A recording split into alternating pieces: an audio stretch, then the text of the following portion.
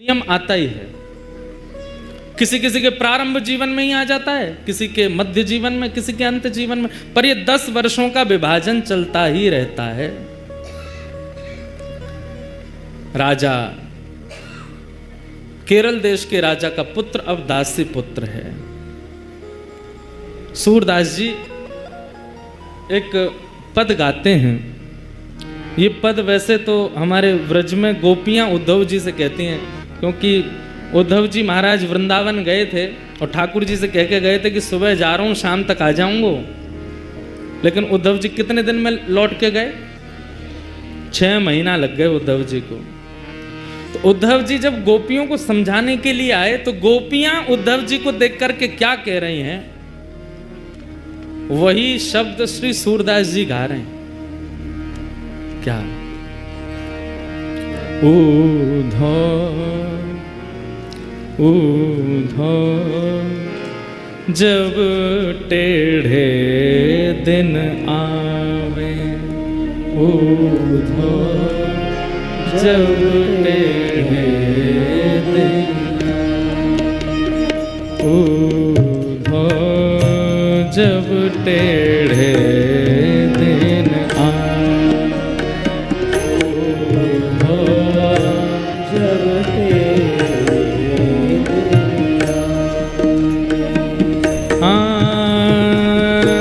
इष्ट मित्र मुख हूँ नहीं बोले, इष्ट मित्र मुख हूँ नहीं बोले, इष्ट मित्र मुख हूँ नहीं बोले।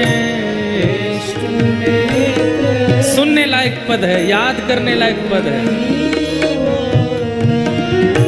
देखत नैन चुरावे हो,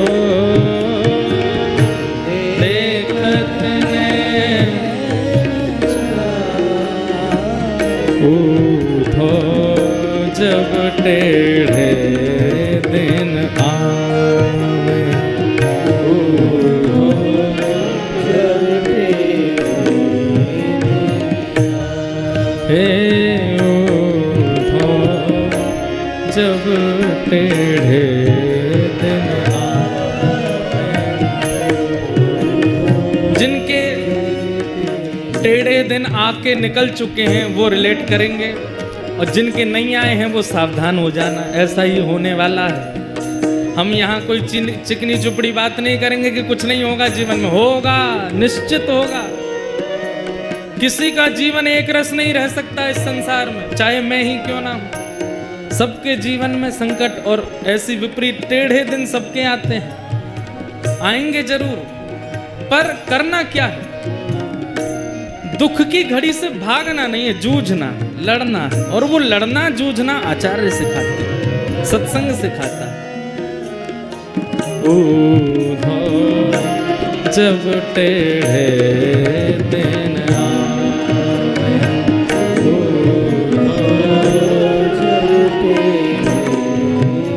कैसी स्थिति हो जाती है।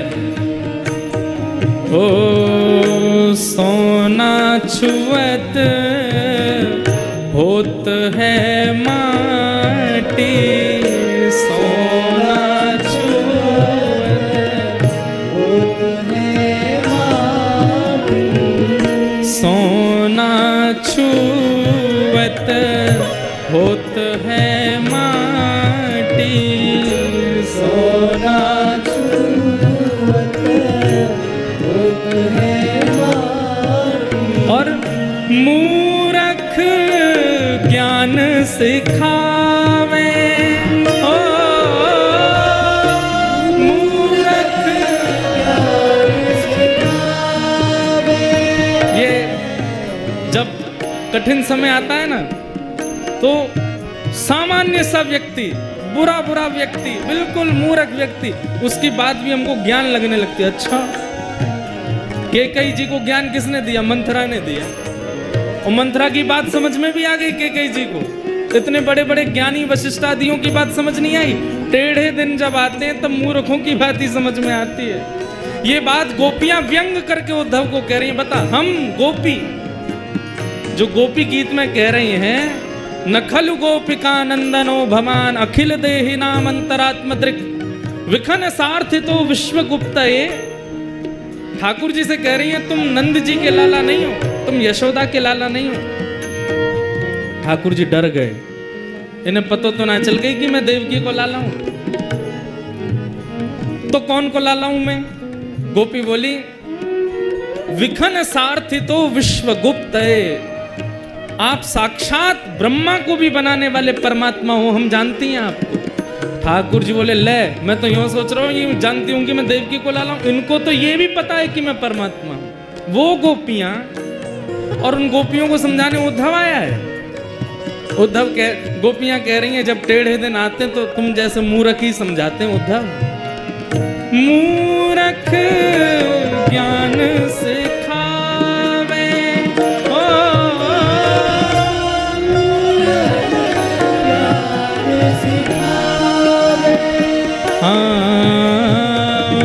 मूर्ख ज्ञान सिखावे उद्धव जब टेढ़े दिन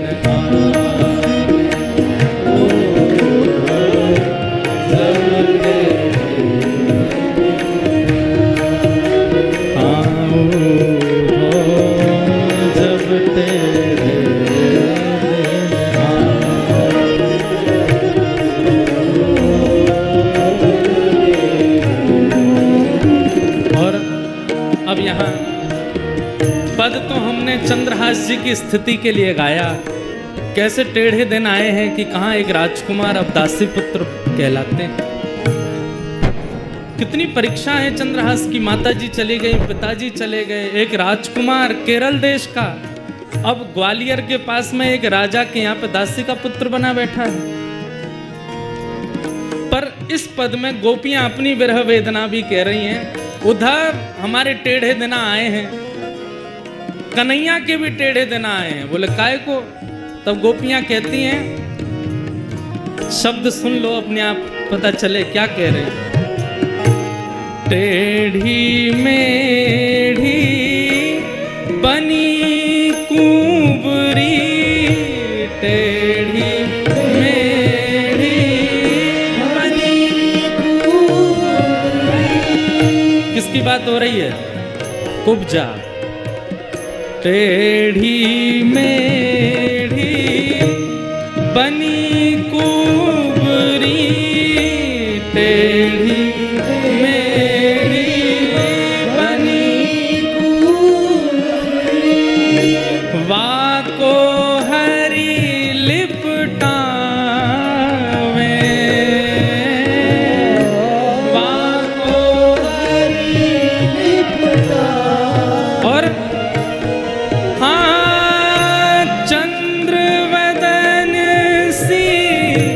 सुघड़ राधिका, चंद्रवदन सी सुघड़ राधिका, हो चंद्रवदन सी सुघड़ राधिका, चंद्रवदन सी सुघड़ राधिका। वाको योग सिखावे हो, वाको। उद्धव चली गई मां, किसी के घर में किराए पर या कैसे भी रहती थी, उन घर वालों ने अब चंद्रहास जी को घर से निकाल दिया। मां तो थी, काम करके कुछ देती थी, अब तू अकेला क्या करेगा यहां पर, निकल जा। छोटे से 5 वर्ष के चंद्रहास निकल गए घर से। कभी किसी वृक्ष के नीचे सो जाते हैं, कभी किसी तालाब के पास पहुंच करके वहां जल पी लेते हैं। नगर में ही रहते हैं, किसी ने नगर से नहीं निकाला, पर अपने घर कोई नहीं बुलाता उनको। जो बच्चे खेलने आते थे वो भी अब दूर दूर रहने लगे, बस एक ही बात रटते रहते हैं। कृष्ण मेरी माँ है, कृष्ण मेरे पिता हैं, कृष्ण मेरे सर्वस्व हैं। कृष्ण मेरी माँ है, कृष्ण मेरे पिता हैं, कृष्ण मेरे सर्वस्व हैं।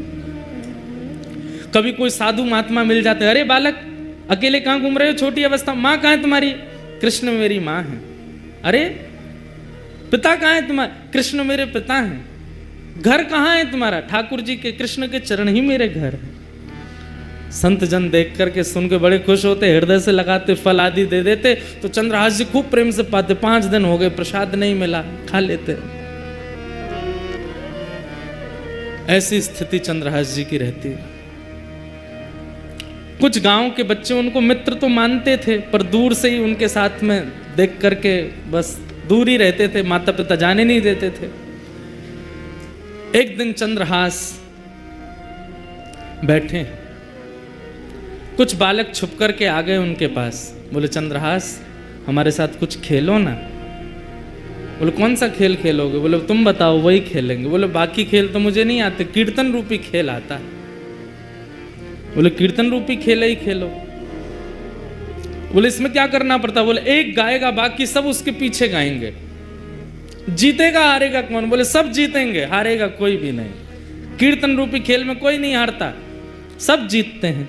चंद्रहास जी अपने भुजा उठा करके चारों तरफ बालकों को बैठा करके कीर्तन करते हैं। सारे बालक चंद्रहास जी के पीछे पीछे गाते हैं। ऐसा मधुर संकीर्तन हुआ। गांव के लोग देखने लगे, अपने अपने बच्चों को भगा करके ले गए वहां से। मना किया था ना इसके पास मत आना, अभागा है, पता नहीं कहां से आया, इसकी माँ का भी कोई परिचय नहीं, 2-3 वर्ष यहाँ रही दासी बन करके, मर गई वो भी, अब इसके पास कोई नहीं आएगा। दूर रहते थे सब। चंद्रहास जी एक पेड़ के नीचे बैठ करके केवल चिंतन कर रहे हैं, कृष्ण मेरी माँ है, कृष्ण मेरे पिता हैं, कृष्ण मेरे सर्वस्व।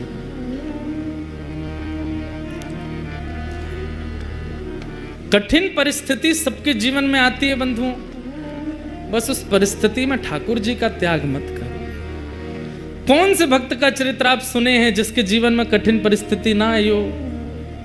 श्रीमन चैतन्य महाप्रभु का चरित्र सुन लीजिए, वे तो साक्षात कृष्ण स्वरूप ही हैं। श्री राधा कृष्ण गौर तनु बनकर के ही चैतन्य महाप्रभु बनकर के आए, पर उनके या उनके अनुयायियों के जीवन में भी कष्ट तो था।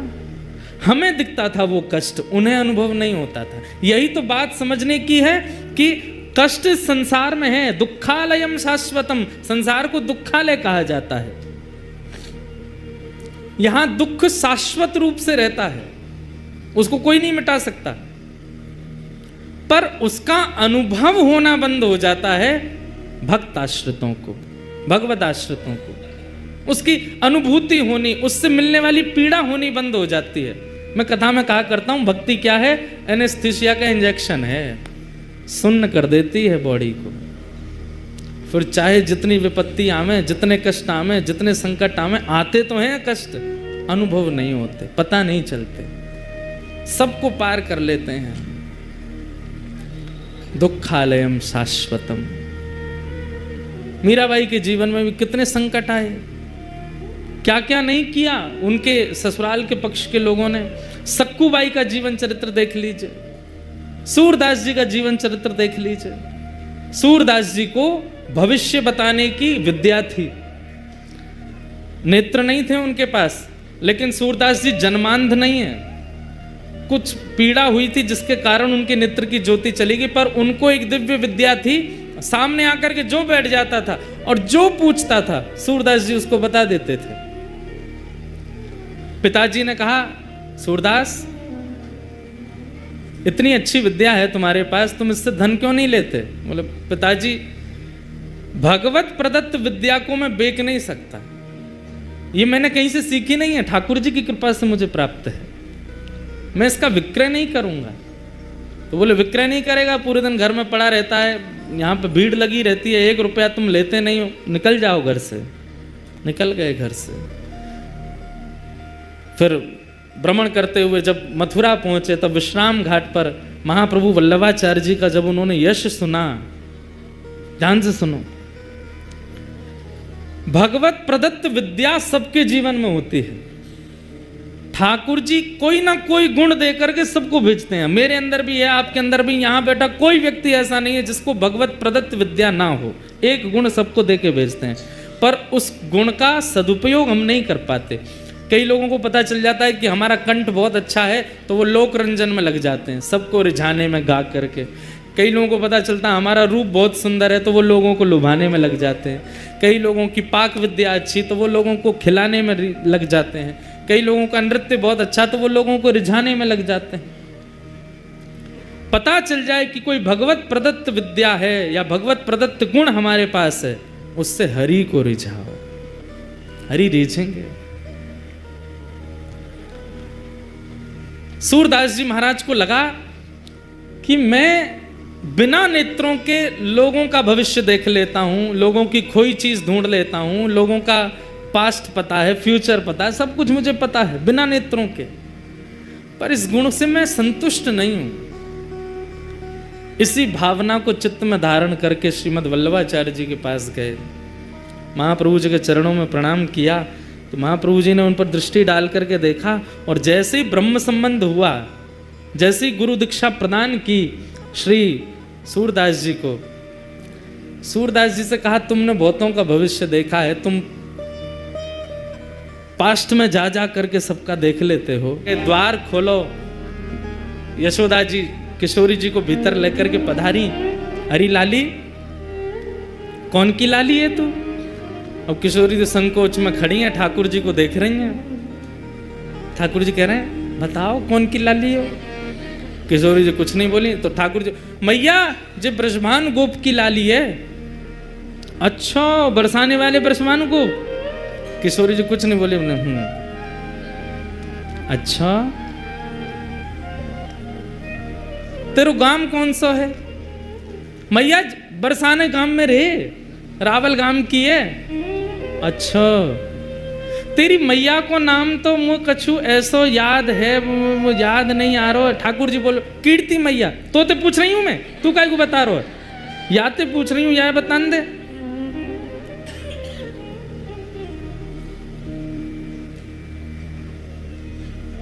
खेलन के मिस कुंवर राधिका, नंद भवन में आए हो। क्रम जो चंद्रदास जी का चल रहा है वो चलेगा, अभी भाव आयो है, सूरदास जी वहीं कह रहे हैं सुनाओ। किशोरी जी आ गई हैं, माता जी पूछ रही हैं, पर ठाकुर जी सबरो उत्तर दे रहे हैं। ठाकुर जी को पकड़ के मैया बोली, अरे इतनी देर से तू बोल लो, तू कब मिलो याते, कहाँ मिलो? अब किशोरी छोड़ दें, ठाकुर जी पकड़ लिए। आहा, तो ठाकुर जी कहा क्या उत्तर दे रहे हैं, कितने भोले हैं हमारे लाल जी। जमुना तीर कलही में भूलो, जमुना तीर कलही में भूलो, बाह पकड़ ले आई हो, बाह पकड़ ले आई हो। ठाकुर जी कह रहे हैं मैया, कल जमुना जी पे घूमते घूमते मैं नंद भवन को रास्ता भूल गए हो। बोला अच्छा, तब जे मुँह को मिल गई, और मैं रोन लगो, मुँह तो मैया के पास जानो है, नंद बाबा के पास जानो, तो जे मेरो हाथ पकड़ के नंद भवन छोड़ के गई मुँह को। या हमारे हम दोनों को परिचय है गयो। आहा, आवत इहाँ तो ही सकुचत, आवत इहाँ तो ही मैं दे सो ही बुलाई हो, मैं दे सो ही बुलाई हो। मैया तो ये देख के डर गई है, या हमारे इनके बहाने मैं बोल रहा हूँ मैया, मैया एक बात कहनी है। बोले कहा, कान में ही कहूँगा। मैया ने अपना कान नीचे किया, ठाकुर जी बोले यही तो ब्याह कराए दो मैया, यही तो मेरा ब्याह कराए दो, यही बढ़िया है। तब यशोदा मैया किशोरी जी को अपने गोद में बैठा में अंदर से ठाकुर जी को श्रृंगार लेके आई हैं। जो श्रृंगार ठाकुर जी को धारण कराया जाए, वो समस्त श्रृंगार पेटी लेकर के आई हैं। और ठाकुर जी तो कह रहे हैं, ए लाला चल काजर लेके आ, माथे चुनरी लेके आ। ठाकुर जी दौड़ दौड़ के नंद भवन से सब सामग्री लेके आ रहे हैं, सब ला के सामने धर दे। मैया या को श्रृंगार कर दे। और यशोदा मैया जशोदा राधा कुंवर संवारती, बड़े बार सीमत शीश के प्रेम सहित निहारती। मांग पारी बैनीजू सवारती, गूंत सुंदर भांति, गौरे भाल बिंदु वदन मन इंदु प्रात रवि कांति। पूरी ठाकुर जी को जैसे श्रृंगार करें वैसे श्रृंगार कर रही हैं यशोदा मैया, और ठाकुर जी श्रृंगार ढूंढ रहे हैं बढ़िया वारो।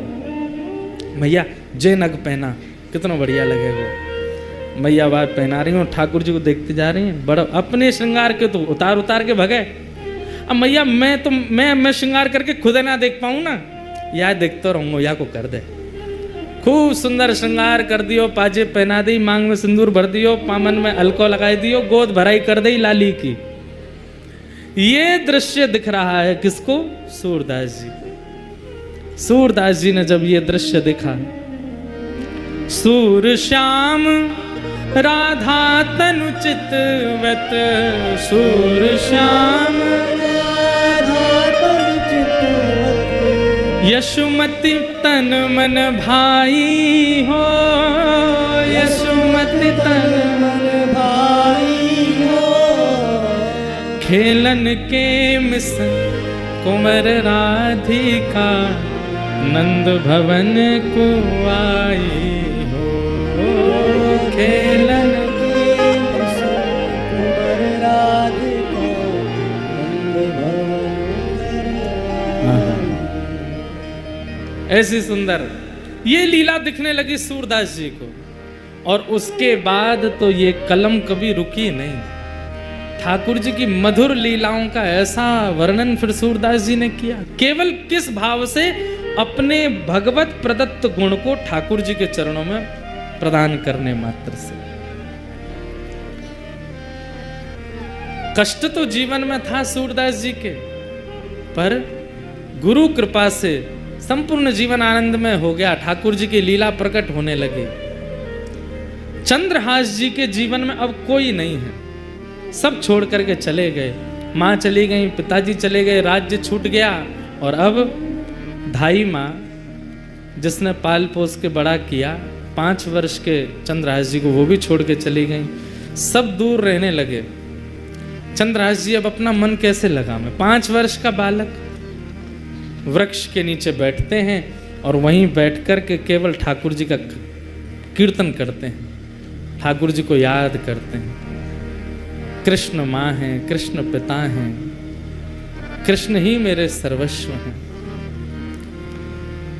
बैठे थे चंद्रहास जी, ध्यान लगा कर के नेत्रों से अश्रुपात हो रहा था। तभी आकाश मार्ग से नारद जी जा रहे थे। बंधुओं, ये बात प्रमाणित है, आचार्य चरण इस बात पर प्रमाण देते हैं।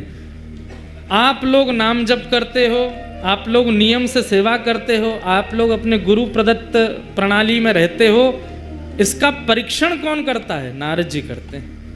नारद जी नित्य प्रत्येक वैष्णव के घर जाते हैं और उसके घर में जाके पूरी व्यवस्था देखते हैं। रसोई कैसी है, सेवा कैसी है, कितना भाव है, कितना कुभाव है, कितने विचार हैं, कितने अविचार है, सबका दर्शन नारद जी करते हैं। और फिर नारद जी मार्क्स देते हैं एवरी डे। अभी तक नहीं मिले ठाकुर जी, या को मतलब क्या है? नारद जी ने फेल ही कर रखे हैं, हम विचारों में पास नहीं है।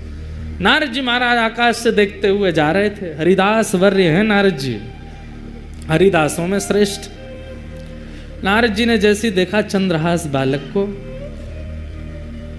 देव तुल्य हैं, तुरंत नेत्र बंद कर दे। पूरा चंद्रहास जी का चरित्र आ गया उनके चित्त में। अरे इसकी तो माता जी मर गई, पिताजी चले गए, राज्य छूट गया, सब कुछ छूट गया, अब धाई माँ भी चली गई, और अब ये बैठ के ठाकुर जी का चिंतन। ठाकुर जी को जानता नहीं है, केवल धाई माँ कह गई ये कृष्ण ही तुम्हारे पिता माँ हैं, उनके पास जाओ। उनका चिंतन कर रहा। नारद जी प्रकट हो गए सामने। चंद्रहास जी को बढ़िया सुगंधी सी आई तो नेत्र खोल करके देखा, आहा सुंदर वीणा हाथ में लिए, देव दत्ताम मिमाम वीणाम स्वरत ब्रह्म विभूषिताम मूर्छयित्वा हरि कथाम गायमानश्चराम्यहम्। नारद जी सामने खड़े हैं। चंद्रहास जी बोले, हे ऋषिवर, मैंने अनेक संत ऋषियों के दर्शन किए, पर आप जैसा तेज और आप जैसी उपस्थिति से जो मेरे चित्त में प्रसन्नता, ऐसा मुझे पहले कभी नहीं हुआ। आप कौन हो? नारद जी बोले, मैं नारद हूं। ये नारद कौन है? चंद्रहास जी को क्या पता, कथा आदि तो कभी सुनी नहीं। नारद जी बड़े प्रसन्न हुए, बोले नारद चंद्रहास, मैं परम भक्त हूं ठाकुर जी का। ठाकुर जी मुझसे बहुत प्रेम करते हैं। कौन ठाकुर जी? बोले श्री कृष्ण। श्री कृष्ण नाम सुनते ही चंद्रहास जी तो व्याकुल हो गए।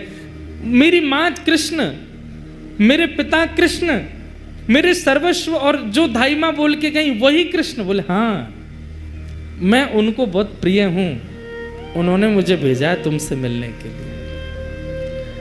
चंद्रहास जी रोने लगे, मेरे सब छोड़ के मुझे चले गए, धाई माँ बोल के गई कृष्ण ही मेरे सर्वस्व में, वो मुझे कैसे मिलेंगे?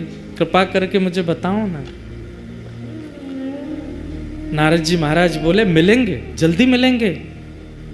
उससे पहले तुम्हें अभी बहुत कुछ करना है और तुम्हारे द्वारा बहुत कुछ होना है, ताकि और वैष्णवों को भी प्रेरणा मिले। इसलिए चंद्रहास, सबसे पहले तुम दीक्षा ग्रहण करो, आओ मेरे पास।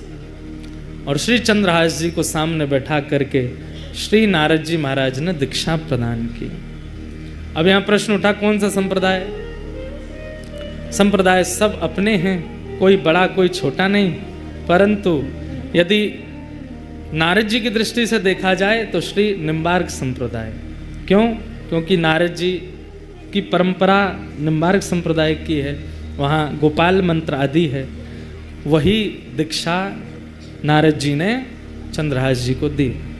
गले में कंठी माला पहनाई, सिर पर तिलक लगा दिया और कान में मंत्र कह करके कहा कि अब नित्य इस मंत्र का जाप करना है। चंद्रहास, ठाकुर जी तुमको मिलेंगे। और अब एक चीज और करनी है, क्या? ठाकुर सेवा। सेवा से मन की मनीलता जाती है। मैं कैसे सेवा करूंगा? मेरे पास तो ना घर है, ना मकान है, ना आसन है, ना सिंहासन है, कुछ भी नहीं है। मैं तो खुद पेड़ के नीचे रहता हूँ, कोई आश्रय मुझे मिलता नहीं। कीर्तन गाता हूँ तो कई बार लोग कीर्तन करने के लिए घर पर बुला लेते हैं, तो भोजन प्रसाद पवा देते हैं। मैं ठाकुर जी की सेवा कैसे करूंगा? बोले तुम चिंता मत करो, तुम्हारे पास ठाकुर जी हैं। बोले मेरे पास? बोला हाँ। कहाँ हैं? वो तुम जो गोटियों से खेलते हो, कंचा, उनको लेके आओ। तो खूब सारे कंचे इकट्ठे किए थे चंद्रहास जी। पूरे दिन अकेले क्या करें, उनसे ही खेलते रहते थे। उन्हीं कंचों में एक बहुत सुंदर श्याम वर्ण के वो शालिग्राम जी थे, और उनको भी रखा था। नारद जी ने ढूंढ करके कंचों के बीच में शालिग्राम जी निकाले। बोले ये हैं, ये ठाकुर जी हैं। चंद्रहास, अब इन्हीं की सेवा तुमको करनी है। ये ठाकुर जी हैं। मैं तो इनसे खेलता था। तो बोले तो क्या हो गया, पता नहीं था ना तुमको? अब हम बता रहे हैं, ये ठाकुर जी हैं, शालिग्राम भगवान है। फिर शालिग्राम भगवान कौन होते हैं, कैसे होते हैं, पूरी कथा सुनाई नारद जी ने चंद्रहास जी को। ये कौन है, कैसे हैं, कहाँ से आए हैं, कैसे इनका प्रादुर्भाव हुआ। अभी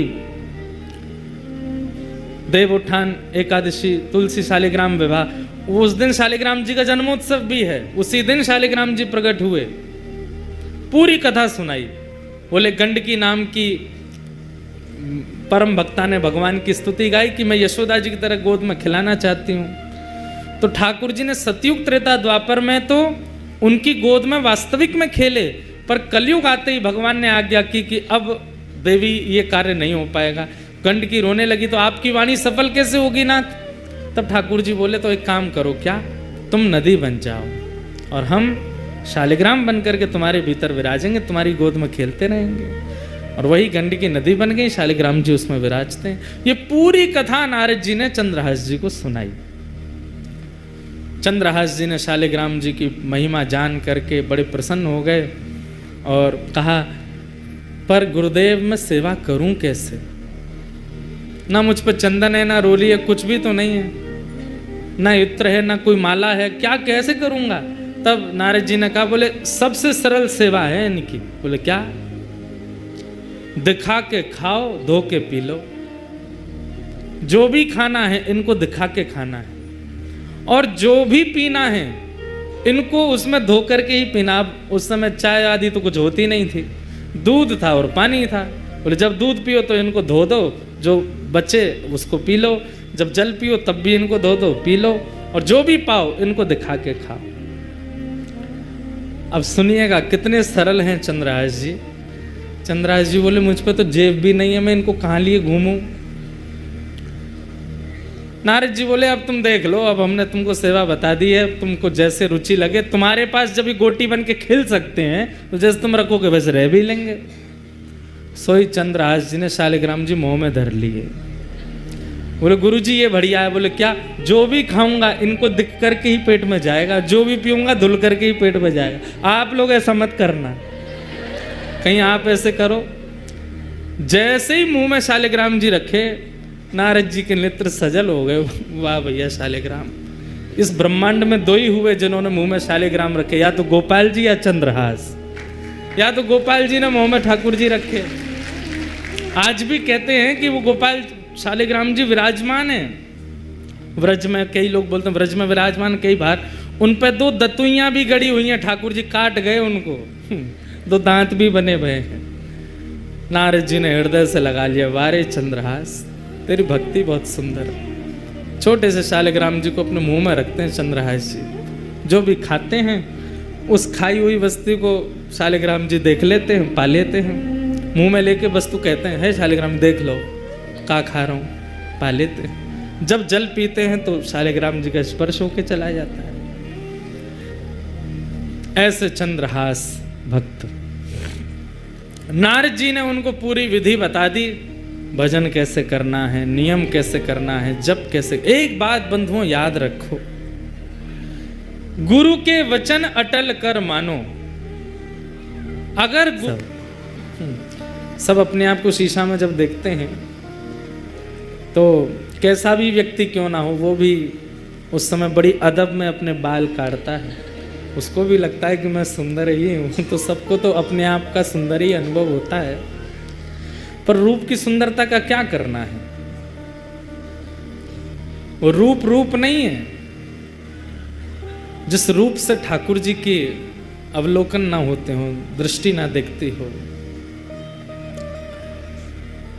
वो कान नहीं है जो ठाकुर जी की कथा ना सुनते हो, वो हाथ नहीं जो सेवा ना करते हो। सबसे बड़ी बात है कि माताओं को सोचना चाहिए पति कैसा हो, भगवत भक्त हो। पतियों को भी ये सोचना चाहिए हमारी होने वाली धर्म पत्नी भक्त हो। और कोई गुण नहीं होगा चलेगा, सबकी कटौती चल जाएगी, पर भक्ति हो। हम सिद्धपीठ जाते हैं तो वो भी सिद्धपीठ जावे, हम सत्संग करते हैं तो वो भी सत्संग करे। ऐसी बुद्धि वाली कन्या भाग्य से मिलती है, ऐसे बुद्धि वाले पति भी भाग्य से मिलते हैं। सौभाग्यशाली हैं जो दोनों दंपति यहाँ बैठ के कथा सुन रहे हैं, सौभाग्यशाली, क्योंकि दोनों कथा में बैठे। तो धृष्ट बुद्धि गालव ऋषि से कह रहे हैं मेरी पुत्री की कुंडली देख के बताओ कैसा वर मिलेगा। तो बोले बहुत सुंदर होगा, रूप बहुत सुंदर होगा उसका। अच्छा, गुण इतना सरल, इतना सहज, इतना योग्य, इतना विशेष, इतना अद्भुत कि कोई भी उसके पास बैठेगा, उससे वार्ता अगर कर लेगा तो उसमें एक वशीकरण जैसा होगा, उसी का हो जाएगा, उसके भाव में मोहित हो जाएगा। ऐसा पति होगा। कार्य आदि क्या करेगा? बोले कार्य, बोले एक दिन वो बालक कुंतलपुर का राजा बनेगा। ये सुनकर के तो दृष्ट बुद्धि नाचने लगा, वाह वाह वाह, मैं मंत्री हूं, मेरी कन्या राजा को ब्याहेगी। ब्याह के बाद राजा बनेगा, ब्याह से पहले नहीं। बोले कभी बन तो जाएगा ना राजा? बोले हाँ राजा बनेगा, राजा से ही ब्याह होगा। बोले अच्छा, और बताइए। गुण बताते गए। बोले गालव ऋषि बोले सब गुण ही गुण हो ऐसा नहीं होता, कुछ अवगुण भी होते हैं। बोले अवगुण बताओ। बोले अवगुण ये, तुमसे उसका मेल नहीं खाएगा, तुम्हारी बेटी से बढ़िया चलेगी उसकी, पर तुम्हारी और तुम्हारे जमाई की बिल्कुल नहीं बनेगी। ये सुन करके अब वो दृष्ट बुद्धि सोचने लगा ये कैसे हो सकता है। मैं मंत्री हूं इस राज्य का, यहां का भावी राजा, उससे मेरी नहीं बनेगी। बोले हाँ तुम्हारी नहीं बनेगी, और जब तुम्हारी बेटी का ब्याह होगा तो तुम सबसे बड़ी बीच में रुकावट बनोगे। जब गुणों को सुनता है और अब जब अवगुणों को सुनना है तो मेल ही नहीं हो रहा है। बोले जो गुण आपने बताए उसमें मैं रुकावट कैसे बन सकता हूं, सुंदर है।